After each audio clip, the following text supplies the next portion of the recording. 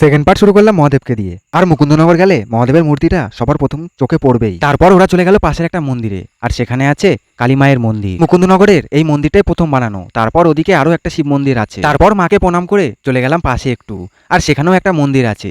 আর এই বিড়াল বাচ্চাটাকে ছেড়ে দেওয়ার পর আবার সেটাকে নিল। এই যে মন্দিরটা তোমরা দেখতে পাচ্ছ, এটা লোকনাথ বাবার মন্দির, আর তার পাশে আছে শিব মন্দির। চলো তোমাদেরকে সবই দেখাবো। তারপর গিন্নি, ভাই আর বোন তিনজন মিলে উঠে পড়লো মন্দিরে। অবশ্য আমার গিন্নি আজ অব্দি এখনো পর্যন্ত এই মন্দিরে কখনো ওঠে। আর এদিকে আমিও আজ অব্দি এই মন্দিরে উঠিনি, শুধু দূর থেকে দেখেই চলে এসেছি। আর এখানে ছিল ভাই দাঁড়িয়ে।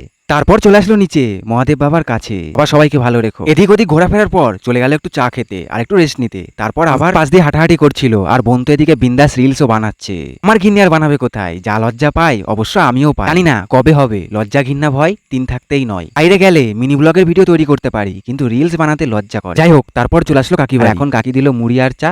এই খেয়ে আজকের ব্লগটা শেষ করি, কারণ রুটি খেয়ে যেতে হবে আবার বাড়ি।